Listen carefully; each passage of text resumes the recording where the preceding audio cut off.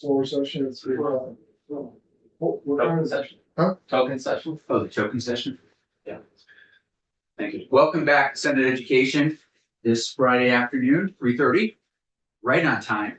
I want to thank Senator Hashim for bringing us back to S-120, which is something we worked on last year. There was a study committee. I know that we have Representative Rachelson here. There's a companion bill in the House regarding some of this, but I want to turn it over to Senator Hashim and tee this up a little bit more for us. Thank you. So as the Chair mentioned, this was something that we worked on last year. We got testimony on it and came to the conclusion that we should continue studying it over the summer. And the Intercollegiate Sexual Harm Prevention Council did a lot of work over the summer, including different subcommittees, to put together some more language, put together some proposed edits, and come back with something that hopefully reaches some sort of consensus. And that's what we'll find out today. So I think that, yeah, I wanted to, make sure that we revisit this bill. That way the work we did last year and the work that was done over the summer isn't lost. Yeah. Exactly. So, I think with that, it would be best to pass it to the folks who did the work over the summer and Great. then And that would be, we'll start with Beth, sorry. Ms. Robinson, I believe, or no, Beth. Beth St. James, Office of the Legislative Council. I'm happy to do a very high level walkthrough for you, but I suspect that the folks who have done all of the hard work are going to do that anyway. Yep. So whatever, I'm just mindful of time and we've got a lot of people in the room who know more about this than me, but I'm happy. Yeah. Okay. Absolutely. Thank you. Then Ms. Robinson, Thank you. great to see you. Good to see you all. How are you? It's always good. It's always nice to have the last thing you do on a Friday. So thank you for important your stuff. patience, and for your time today. And thank you so much for returning to S-120. Just a quick reminder, because I don't think I've been in here yet this session, the Vermont Network is the leading statewide voice on issues related to domestic and sexual violence, and we represent 15 independent nonprofit organizations who provide services to victims of domestic and sexual violence across the state. And in 2023, those member organizations answered 23,300 hotline calls from individuals here in Vermont seeking support, and provided in-person advocacy to 8,494 victims and survivors. 23,000 calls. 23,000 calls last year, yeah. And that has increased over the past several years as well. For too many students in Vermont, their time in college also includes experiences of sexual assault or sexual harm. Women who are ages 18 to 24 are 4 times more likely than women of other ages to experience sexual violence. And the impacts of sexual assault on college campuses are disproportionate to other kinds of victimization. For example, individuals twice as likely to be sexually assaulted on a college campus than robbed. For these student survivors, sexual violence that's experienced in college has detrimental and material impacts on their education, on their future earnings, their overall health and well-being. And despite the prevalence of campus sexual violence, only a very small number, estimated at less than 10% of these cases are reported at all. And a smaller number still wind their way through campus judicial processes or through criminal prosecution. And Vermont's not immune to these national trends and statistics. It was only 2021 when hundreds of students walked out in protest over campus handling of sexual assault at Vermont's largest public university. So it's definitely an issue that is top of mind for many college students across Vermont. So your committee took up S-120 last year, and there was significant stakeholder input from various stakeholders and educational institutions regarding the bill as introduced. And after the legislative session, the concerns that were raised during the legislative session, the Intercollegiate Sexual Harm Prevention Council worked to address many of the concerns that were raised in testimony and to work together on proposals to move the bill forward. This included several subcommittees that met monthly throughout the summer and fall and provided language proposals, as well as many opportunities for input and feedback. At the December meeting of the Intercollegiate Sexual Harm Prevention Council, the council walked through these revisions section by section. And these proposed changes were supported by almost every stakeholder on the council, with the exception of the University of Vermont, who you'll hear from later today. These changes are intended to create a framework for a consistent response to campus sexual harm while offering generous operational flexibility to institutions to implement the law. As the basis of my testimony today, I would just like to walk through the progress that was made by the council over the summer and fall and the most substantive changes to the bill as introduced that resulted from this work. And I provided some detailed proposals for amendments to Senator Hashim, but we'll walk through these changes at a slightly higher level today, just for the purposes of testimony, and would be happy to talk about those in greater depth. So section 1 of the bill as introduced was about a sexual misconduct campus climate survey. And while the network, who I represent, continues to remain strongly supportive of a shared campus climate survey, there was not stakeholder consensus or agreement on a shared climate survey. So our suggestion would be removing section 1 of the bill at this time, and we would continue to work with the Intercollegiate Sexual Harm Prevention Council to ensure that campuses are conducting climate surveys. And there's also the potential that some upcoming new Title IX administrative rules, which should be coming down federally in the coming months, may also be relevant to the kind of campus climate survey discussion. Section 2 is about resource advisors on college campuses. This section of the bill, the changes that the Intercollegiate Council worked on and that we would propose replace the term resource advisors with advocacy coordinators throughout the section. We also propose to only require that an advocacy coordinator is available at institutions of higher education with 1,000 or more full-time residential students. And this change was meant to address any burdens that could be experienced by smaller or non-residential institutions. In addition, we are proposing to remove some of the specified requirements for these positions and remove the confidentiality privilege for these positions that was originally proposed in the bill as introduced. Section 3 is around memorandums of understanding between institutions of higher education and community-based sexual assault programs. We do not offer any proposed changes to section 3 of the bill. This is one item of significant importance. And in part, that's because community-based sexual assault advocates enjoy crisis worker privilege, which is found in Vermont statute, and allows them to offer confidential support and advocacy with protections from various requests or protections from subpoena. And it's essential that these partnerships exist so that students who experience sexual harm can access support on campus, but can also access confidential support off campus. Section 4 is related to amnesty policies. There were no proposed changes to the amnesty policy recommendation. This was one of the earliest sections of the bill that enjoyed near unanimous support of the council. Most neighboring New England states have the same or similar language in their statutes, protecting students who are victims or witness to sexual assault and reporting such incidents. Section 5 is around annual awareness programming and training. The changes were very minimal here, which just kind of ensured that proposed changes brought in a range of stakeholders and that all on-campus and off-campus reporting options are included in the annual training that's provided by institutions of higher education. And we're also proposing that this training or related information is available on the institution's website, so that it's not just a one dose, one-time training, but that someone can go back to it and refer to it over time. And section 6 is about the Intercollegiate Sexual Harm Prevention Council. I'll just note that, this is really a body that brings together a diverse set of stakeholders, many stakeholders from higher education institutions, as well as the law enforcement community, advocacy communities, has student representatives.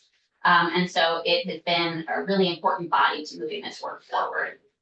And the only proposed revisions to this section include replacing, the original bill had, that the council would host an annual conference, and changing that language to annual training opportunities.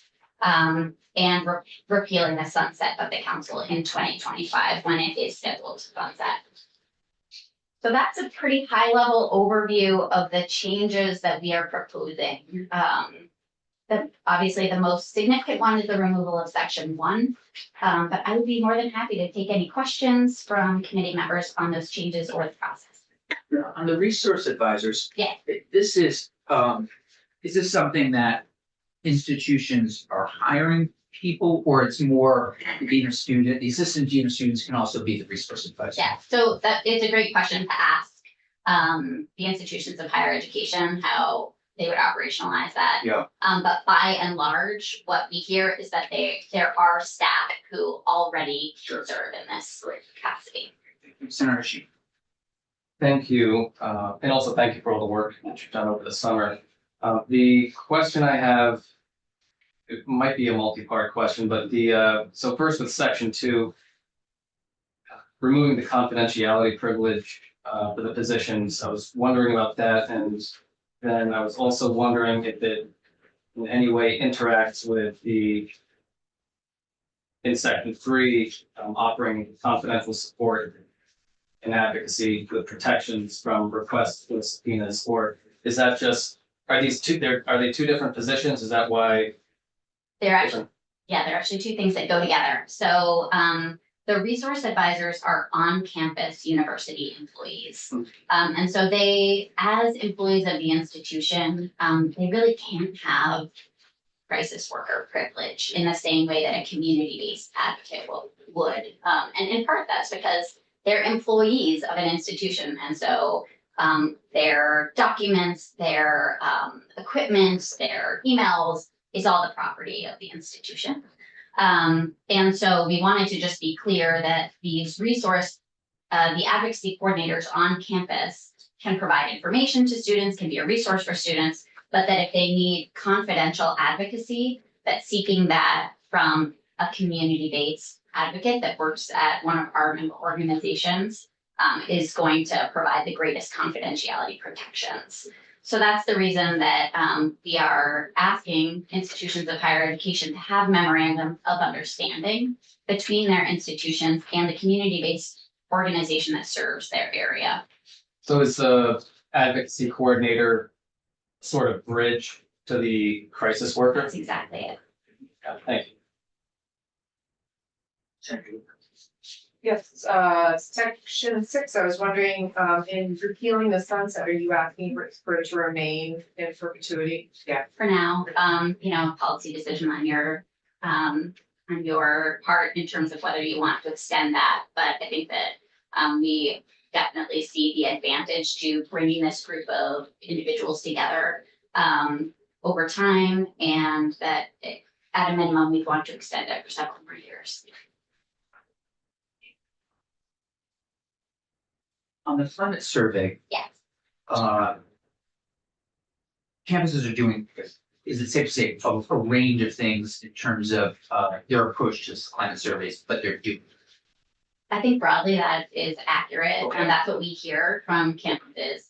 The intent of the section, as it was originally introduced, was to ensure that there was some consistency across the state. Because one of the things we can't do now is people ask, how many students experience sexual assault on college campuses in Vermont? I can't answer that question really well because there's federal reporting requirements. But we know that that captures a very, very, very small number of the actual assaults that happen. And one of the best and evidence-based ways to understand the prevalence of sexual assault within an institution is to do a climate survey. And schools and institutions of higher education do operationalize that in different ways right now. Our original intent was to have some similar metrics that we could kind of create a statewide picture and say across the state, 45% of students report X or Y.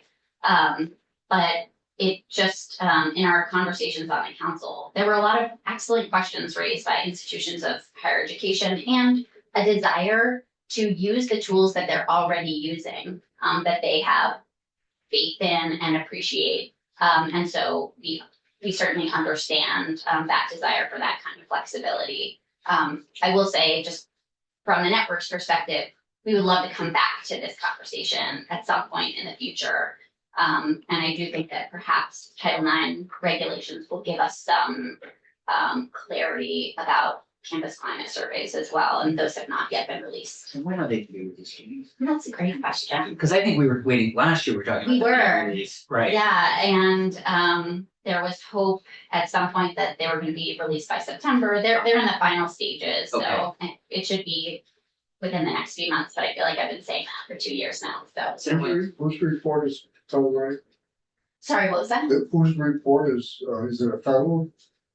Yes, the Title IX stuff that we're waiting on. yes, that is all federal Title IX, exactly, that we're waiting from the US Department of Education. Anything else? Oh, please. So the advocacy coordinators, with what exists currently, they don't, is there just sort of a patchwork policy, like it depends on the university or the college? Thank you. Okay, Thank you. thank you. Just gonna leave your, unless I have the wrong order here, but No, that's the order that Okay. we have. I'm going to introduce two of my colleagues Oh. who are much more well more versed fluent on than that. I. Okay, So Emily McCarthy, who's the Title IX coordinator at the University of Vermont, and Jennifer Patillo from our Office of General Counsel. sure, there. You can bring a chair. Yeah, please, bring your chair. Emily. Yeah. Rotated. Emily, you're the director, I'm the Title IX coordinator. Thanks for joining us. I think it's your first time in Senate Education. I'll let everybody introduce themselves, so you know where we are and where we're from, please. Senator Terry Williams from Rutland District. Nice to meet you. That's good to Dave Weeks, Rutland. I can't be in Bennington.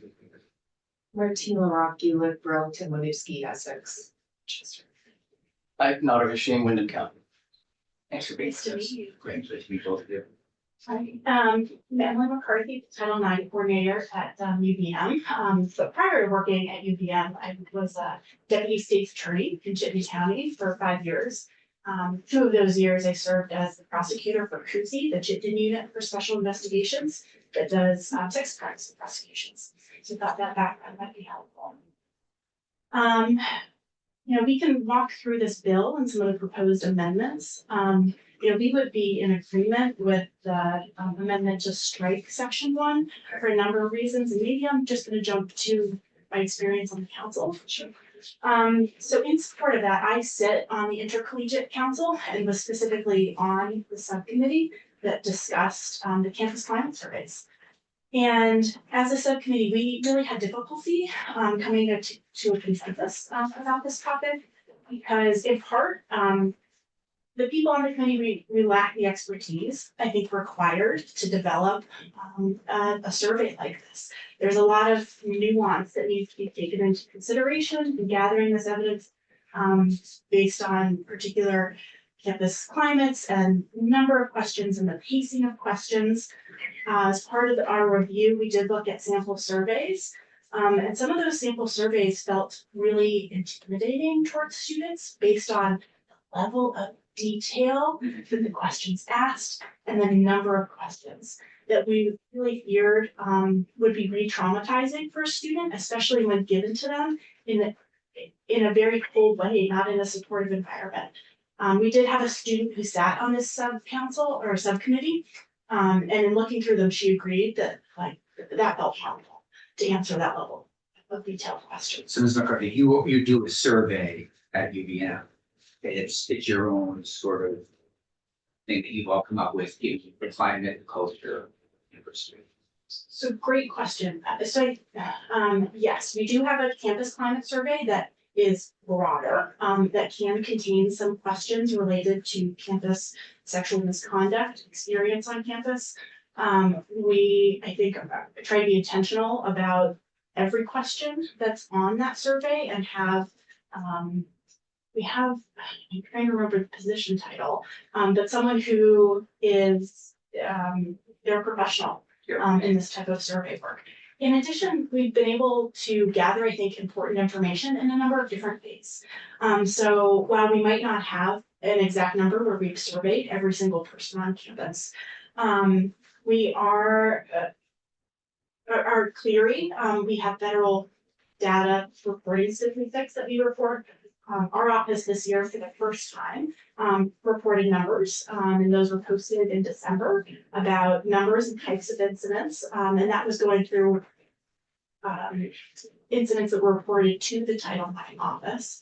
And then also every other month, we meet with Hope Works, which is an advocacy organization in the community. And we meet with them every month, and one of the things for every other month, one of the things that we do with them is we go over trends that they're seeing.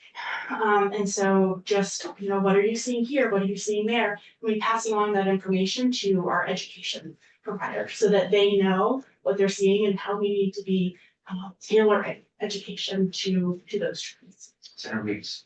I was just curious if the survey you were referencing was that had kind of a re-traumatizing effect. Was that the general survey? Was that like a questionnaire given to a victim? So the question, some of the sample surveys that I've looked at is, It would be to all students. Right. Okay. It's not just somebody who has reported an experience. yes. But that was what you were discussing on the council. That's not the survey PBM currently. Exactly. Right. Yes. So you wanted to take us through, so section 2? So section 2, the advocacy coordinator. So I think, we don't dispute that confidential resources should be available to all members of the campus community. However, we want to do it in a different way than is outlined in either the bill as proposed or the amendments as proposed. Thought it may be helpful to give you an idea of what we do at UVF. And so what we do is we contract with an organization called Hope Works. They're a community advocacy organization, and this works well because they provide 24/7 availability, 365 days a year through a number of different mediums. They're in person, they're over the phone, they have a hotline, a text line. And additionally, there are a number of different advocates who represent diverse identities, which has been something that UVM students have found supportive. And so, a number of years ago, prior to taking on Hope Works, we had a single confidential on-campus advocate, as is proposed by the original bill. And that didn't serve our campus well. In fact, our students asked to move away from that model. That was specifically one of their demands during that time of protest because of not having as much availability. And some students, didn't connect well with that one particular individual and wanted more options. So So I think the other piece that's important, so happy to hear about some of the proposed amendments that do make progress from the original proposed legislation. But one concern remains with the advocacy coordinator role, and that is that it is specifically geared towards reporting parties. We have an obligation as an institution to provide support for all members of our campus community. And so if this position is providing support in a confidential, but it really can't be in a confidential way, as was pointed out, because of the crisis worker privilege. And so we need to be very clear with our students what this position is, what it is not. If they share information with an advocacy coordinator, that is notice to the institution. We do need to act on that. But we also need to provide that level of support to our respondents and to witnesses in any situation. And so we actually have positions along these lines that sit in Emily's office and provide this level of support to all parties throughout the process. So we'd be really interested in working to make, if there is legislation, so working to make that language really clear and ensure that we are not creating a biased environment in that space.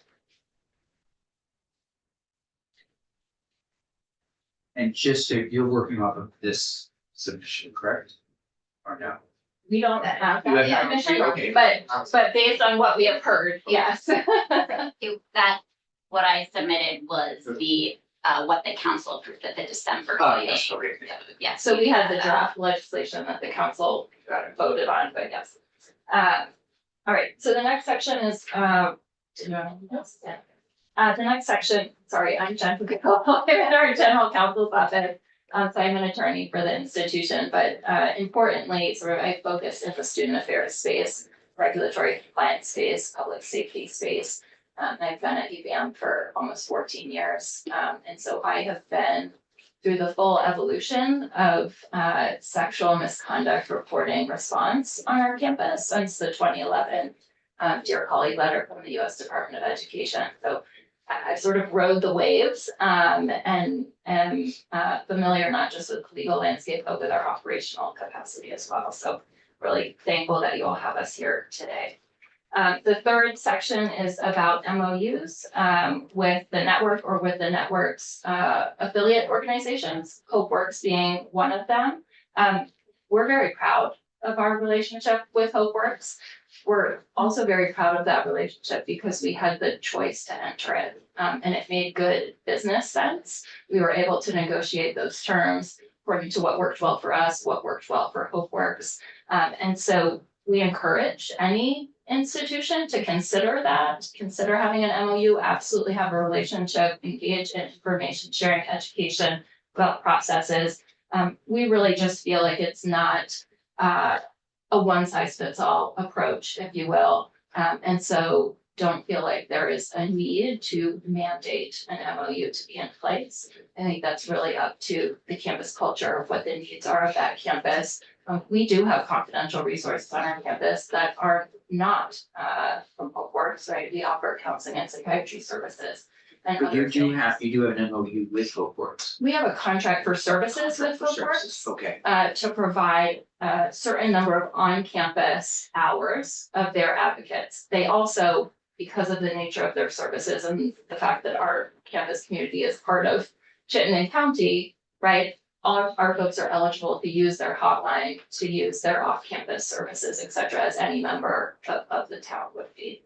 Senator Rashid. So that was part of my first question. And so I guess the second question is if you don't have an MOU, but you have a contract, how would an MOU change your current relationship with HopeWorks? It likely would not, other than that it would not be our choice to have that relationship. Section 4. Yes. Amnesty. So while we very much agree with the amnesty provision and UVM has its own amnesty provision, we like ours better than for a couple of reasons. The bill as drafted raises a couple of logistical concerns that we see sometimes in these cases. The first is when we have students who make cross complaints against each other. So when one student accuses the other student of either sexual misconduct or relationship violence, and the other student is in the same scenario accuses the other student back of that same conduct. The Title IX regs require that we can't pick a side about which one we investigate. We have to investigate both. And so the way UVM has our provision written doesn't preclude that, but that's potentially an issue in the language as it's drafted. The other concern is that sometimes in these cases, we will have, for example, in a relationship violence matter, in assault, sometimes we don't have a clear understanding of the relationship between the two students, whether they are in a dating relationship or not. Sometimes that's part of what we have to investigate. And so when that relationship is unclear, we add a charge under the general student code of conduct for an assault to make sure that if the investigation determines that there was not a dating relationship between the two, that then there can be a finding that there was an assault, even if that dating relationship didn't exist. That's No, but Okay, thank you. So agree with the principal, we have that principle Right. in You- place for for your- all types of conduct on our Yeah. campus. Most frequently that comes up with if there's concerns about underage drinking. We are not going to pursue an underage drinking charge, we'd rather hear about the other concerning behavior that has occurred. That happens with all types of student conduct on our campus, not just sexual misconduct, so absolutely agree with the concept. It's really in the logistics and precise wording that we would have some concerns.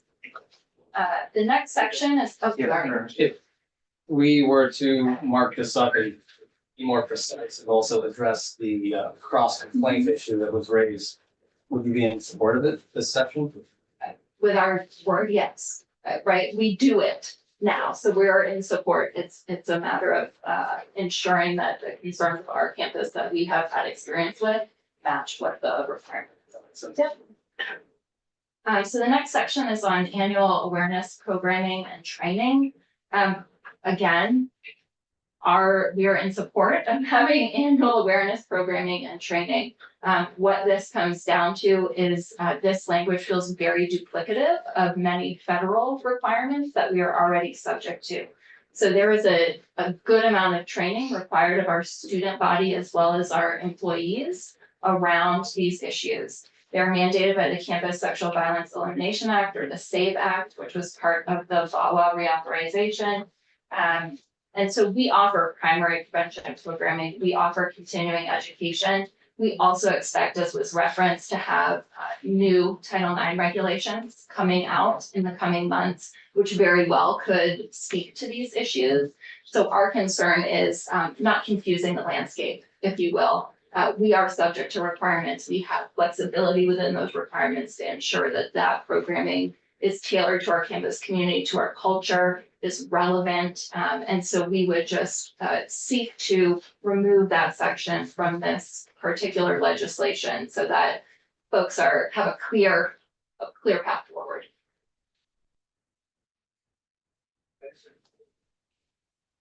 Section 6. Yeah, so section 6, I don't know, Wendy, if you want to speak to this, it's about the existence of the council.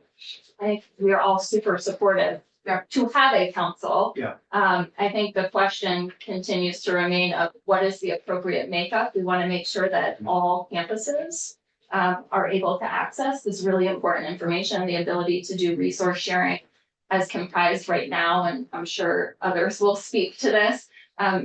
UVM is represented, the state colleges are represented. We have a lot of independent colleges that right now have a representative. That doesn't necessarily promote the information sharing to make sure all of those campuses are included. We'd love to be able to expand on that point. I'm sure Susan. Yes, Sorry, I'm sure I'll speak to that.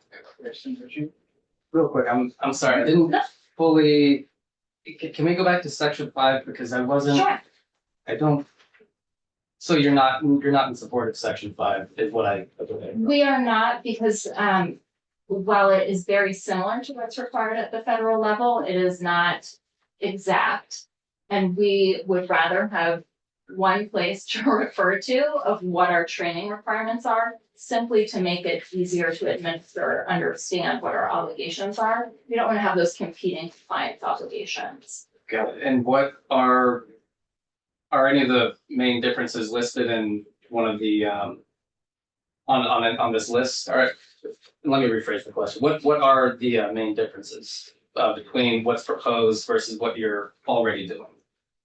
There is not a lot of difference between what our campus is presently doing. But that said, the federal regulations allow more latitude for campuses to design it with respect to their campus population than some of the language that's contained in the proposed bill. And so we feel like it's really important for campuses to be able to have that level of autonomy to make sure that what they are doing reflects their campus communities.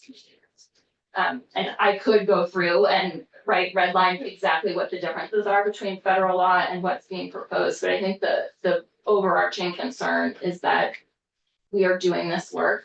We don't feel like additional regulation or additional mandates around that are necessary. Thank Mhm. Anything else? Thank you for answering. Yeah, thank you. Thank you. Inspected.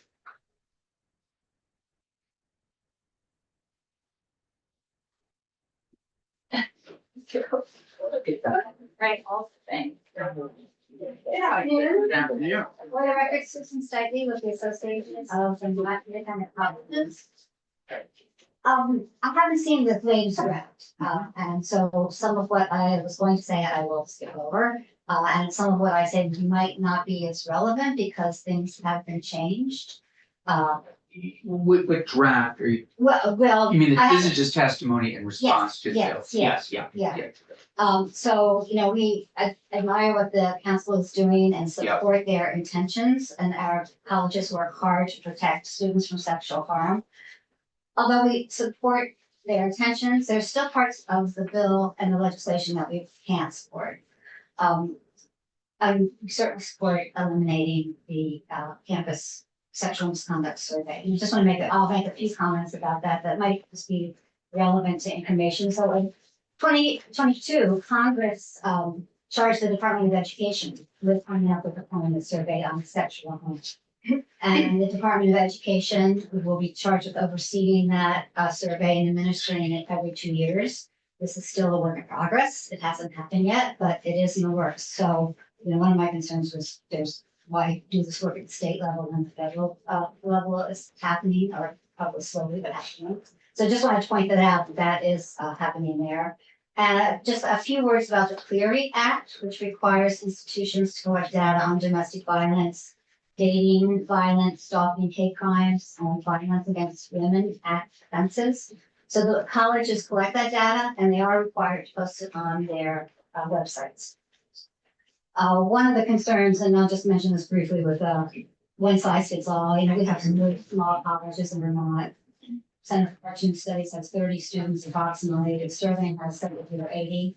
So when you collect data with specific information like that in a small institution, students know who you're talking about. We run that same situation with small public schools, Yeah. it collects their data, test scores, all that kind of thing. And I don't know if we have a ban on it, there's something that does not allow us, I believe in the state, I'd have to check with the agency, St. James, but some data is not collected for, So because of confidentiality. that would be one concern that we had continued with the misconduct survey. One thing about Title IX that I have heard recently, of course, it may be released next month, it may not be. Early February, it was sent to the Office of Budget Management, and they have 90 days to respond. So if they take the full 90 days, we're still looking at, 2.5 months before the rates are released. I would like to talk, again, it sounds like there's some language changes on the advocacy coordinator. So proposed. Yeah, yes. So, so some of it I think might not be available, but, what I have been reading says that you shall hire, an advocacy coordinator. And the US has a long labor history that hiring is based on the need that's determined by an employer. And the Supreme Court has constitutionalized the common law of employment by placing the freedom to contract within the liberties protected by the 5th and 14th Amendments. So freedom to contract, is allowing the parties that they should be free to choose their contracting partners and to agree to the terms of the contract without government restrictions. As it was originally written, it's been changed. There was a mandate that we should hire an advocacy coordinator, and dictated who that person should or should not be. It dictated their roles and their job responsibilities. So if that should stay in there, our colleges, are living in challenging times, financial times. So we would ask that there be an appropriation if it's required to support an advocacy coordinator. Essentially, that same principle of freedom of contract applies to an MOU, even though technically that's not a contract, depending on how it's written. But we don't think the state should be. Senator. Yeah. I'm sorry, before we get to the MOUs, I actually just wanted to throw a question to Ledge Council real quick. Beth, regarding the advocacy coordinators and the contracting, is it unconstitutional to require this type of position? Unless you're gonna ask me about Beth St. James, Office of Legislative Counsel, That's not the type of analysis I can just do on the fly, unless you're gonna ask me about Carson v. Megan. I can't, but I can certainly look into it for you. Thank you. Sorry to. Yes, back, I think I was gonna talk about the MOU. So we support, working with advocacy groups, and we do work with advocacy groups, but we don't support requiring that we work with a specific advocacy group. Most of our colleges work with the members of the network already, but what if a new organization appeared and we thought it was better? Then we would not be free to work with who we thought was best. As far as the amnesty provision on section 4, we agree with UVM that it should probably be reworked and that it's really best if it's left up to the institutions. You know, each institution has different needs. For example, Norwich University may want to have their amnesty read a little differently compared to Sterling College. And on section 5, the annual training, again, other colleges already provide annual awareness training to students and to employees, and if they needed guidance, they would reach out to the network. But mandating that the network provides the guidance, I think, is an overreach. Most colleges already have contracts with vendors to implement trainings for students and employees. So if this was required, that they work with the network, would we be required to break contracts? And again, I think this violates freedom of contract philosophy.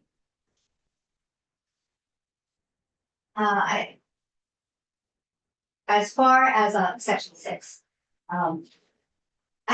I think it would be good and needed to redefine the role of the council and what is needed before I think support or not support that. Questions from the state? Thank you. Great, thank you. Ms. Robinson, I'm wondering before we move on to our lessons, what would you say is the problem we're trying to solve with the changes that you've walked forward? In large part. Large part, yeah, just sort of Yeah. elevator speech.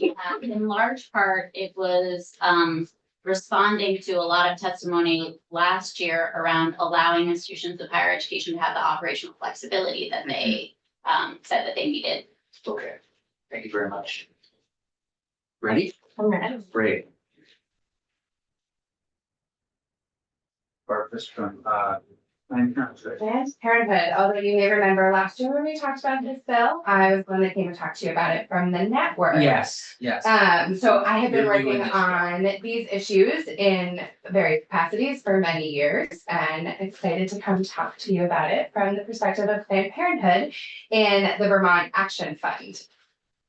So you may know us as Planned Parenthood of Northern New England. That is our C3 side that serves patients in our health centers and provides sexual and reproductive health care.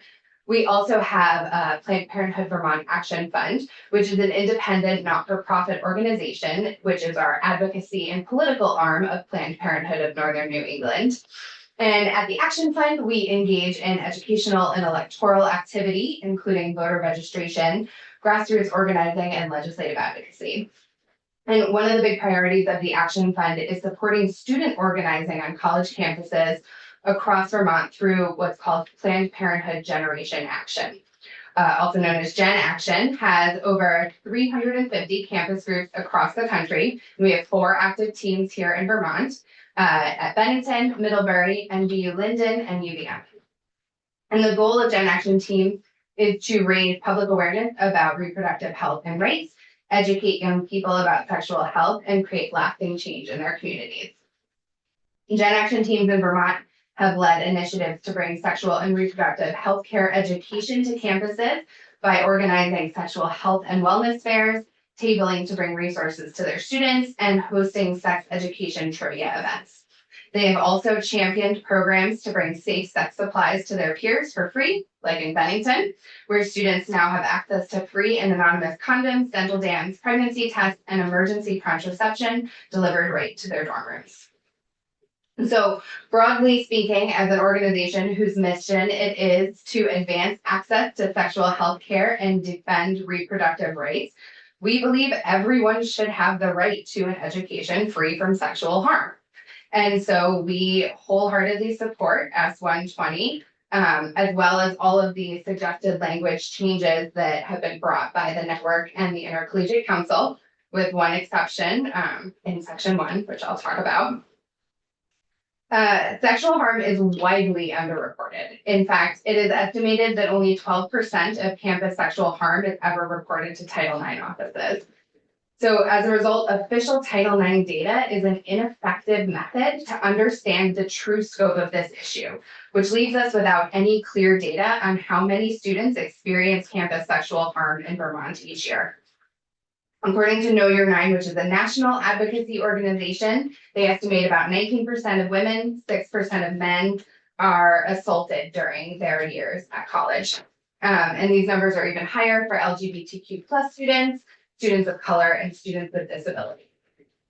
We know from our experiences working directly with students across Vermont universities that sexual misconduct is pervasive at all of our schools in Vermont. However, without the data to back up what students are saying, it's really difficult for us to demonstrate that to you all if you're not embedded in those college life with those kids. And so it is really critical that you all in the Vermont legislature have real-time information from the student perspective on what they're experiencing, how they're being supported or not, and how they're handling these experiences at their school. Which is why we really strongly encourage you to consider leaving section 1 in, which is the Sexual Misconduct Campus Climate Survey. This is mostly for that statewide consistency reporting to help you all do your jobs most effectively. This statewide campus climate survey would provide the legislature with the data you need to make informed decisions about how best to support students and universities to navigate sexual misconduct prevention and support. This data that would be collected through a survey would better support the state taking a data-informed approach to evaluating which proactive and responsive measures are working or are not working. We know from talking with many students that they would really appreciate the opportunity to share their experiences of sexual harm to help ensure that their experience is not repeated and to promote positive changes on their campuses. The process includes a rigorous informed consent, which ensures that all students are aware of the risks and privacy concerns of sharing information in a survey, and they can opt out of the process at any time.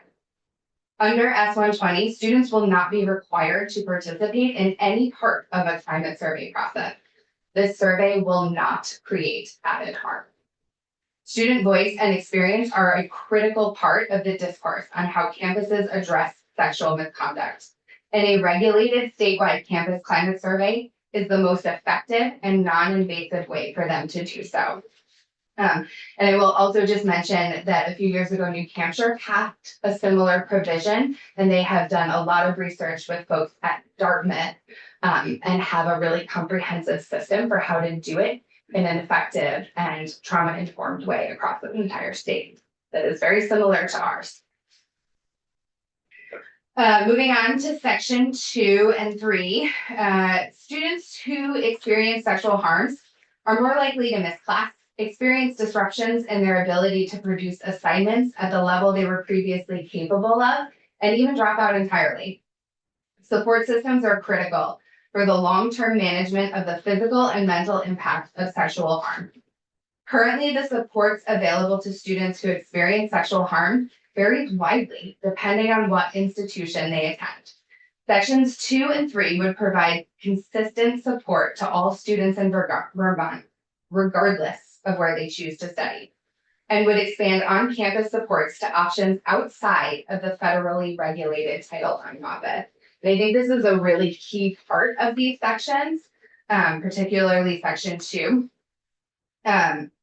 because the regulations and requirements of federal programs like Title IX can change drastically based on our federal administrations. Even under the best of national circumstances, the rules associated with Title IX are often focused on legal processes and risks to the educational institution itself, rather than focusing on the individual needs of a survivor. With less than 12% of all campus sexual harm being reported to Title IX offices, students have made it very clear that it is not an effective or acceptable support system for them. Title IX offices cannot be the sole sexual harm support processes on our college campuses. And based on what you've heard today, I just want to also highlight that Section 3, the reason that language names the network and the network associated programs is because they are the federally recognized domestic and sexual violence programs in the state, and they are the only ones that provide these services. So there would not be another organization, there's no free market of domestic and sexual violence services of which to contract from.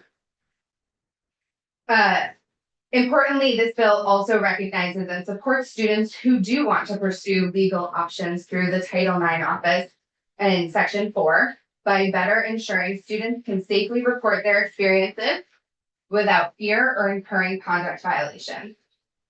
Currently, some students may choose not to report their experiences because they are worried about disciplinary action or other ramifications. Institutions across Vermont have widely varying amnesty provisions, and many are at the discretion of a particular administrator. And so on some campuses, students who experience sexual harm where alcohol or drug use may have been involved could risk expulsion or the loss of scholarship if they report their assault. Section 4 better ensures that post-secondary students in Vermont can safely report their assaults.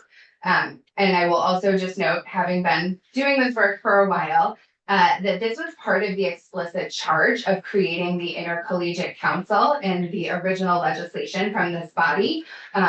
This was explicitly mentioned as a remedy that needed to be, or an inequity that needed to be remedied. And, you know, students need to have access to these essential supports and services across the whole spectrum. We need to provide all of these different supports for them. Section 5, evidence-based informed sexual education and prevention training, like that required in this Section 5, is critical to reducing the many sexual harm incidences on post-secondary campuses each year. Again, this is a place where this is providing consistency across the state. Some universities do a really good job. Some need some additional support. And the provisions found here in Section 5 are common sense best practice that should be implemented across all of our schools. So students are receiving that no matter where they go. And I will note that Planned Parenthood Vermont Action Fund is happy to support the implementation of best practices in these efforts wherever it's possible.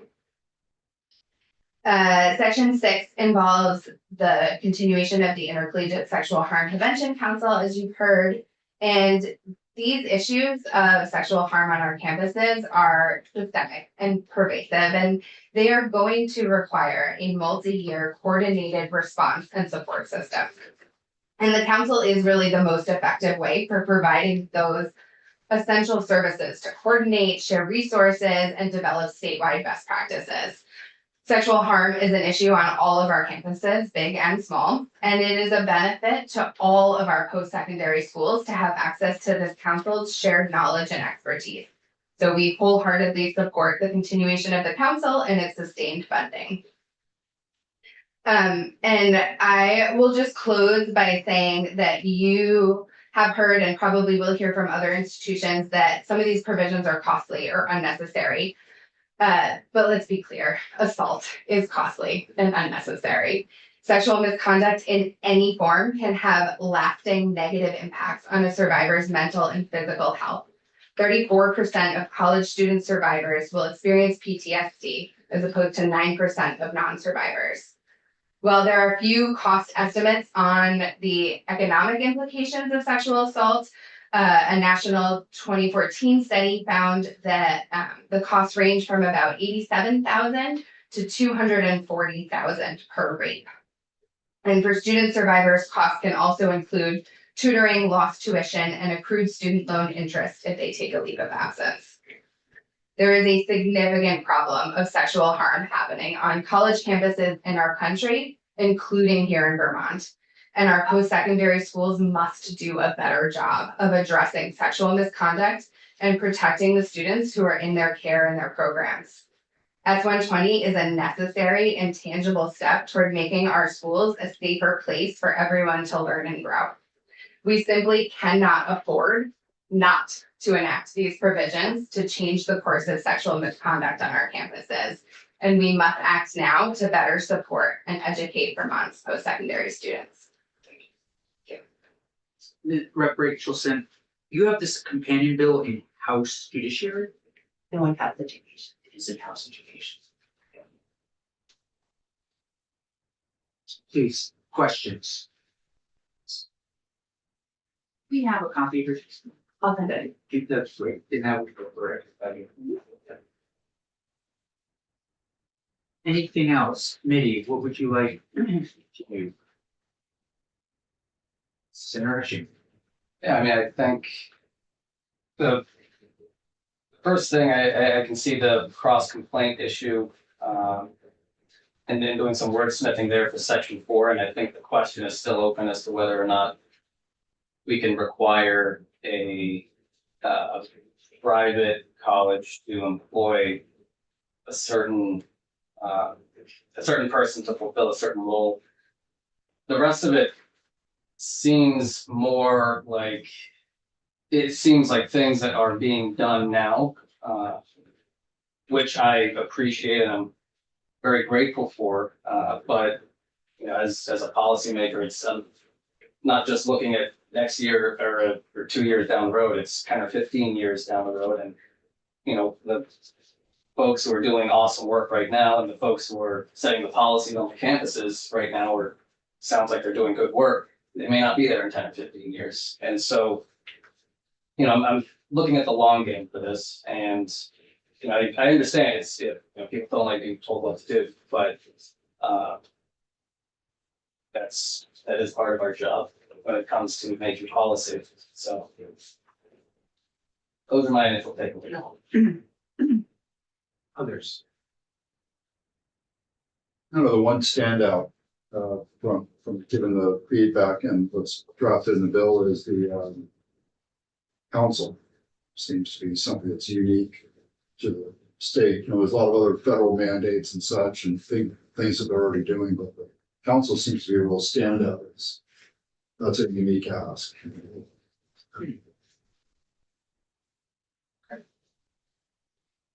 Perhaps, yeah.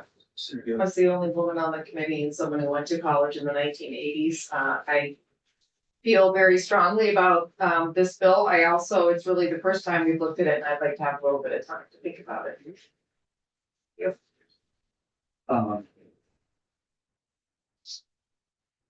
Anything else? Anything else from any of our witnesses? Just want to say that So, you know, in this realm and many others, you know, the network would be more than happy if there's any pieces that you'd like us to connect directly with stakeholders and see if we can come to additional agreement and come back to you. Please do let us know. And we'd be more than happy to work on that process. I appreciate that. And so I think working a little bit with Senator Hashim, maybe you and I and Beth and anybody else who wants to be involved. After we hear more committee feedback next week, we might get together and have a conversation. See if we can move something in the next couple of weeks. And this might be something also the committee on committees might give us a little extra time. So. Final piece of business, Senator Hashim, do you want to let us know your conversation with Senator Sears about libraries and firearms? Oh, that would be great. Yes. And St. James's will give some direction to you. Is it on the library bill? Oh, that's right, it's or- library, yes. Yeah. We'll let everyone go home since next week we are gonna be busy. Yeah. So, please. Yes, that's gonna go into a judiciary bill from the House. Yes. And So, Can you repeat the? this is the firearms section for libraries. So the recommendation from Senate Judiciary is for us to yank it. And the House will work on it in a House Judiciary bill that is looking at other sensitive places. Yeah. Okay. Okay. Sounds good to me. Sounds like, Sounds unanimous. sounds unanimous. Okay, have a great weekend, everybody. That's not mine, though. I know next week is gonna be crazy, so. Crazy, good. Oh, And everything. I know, but it's so crazy that I. Oh, we also. That's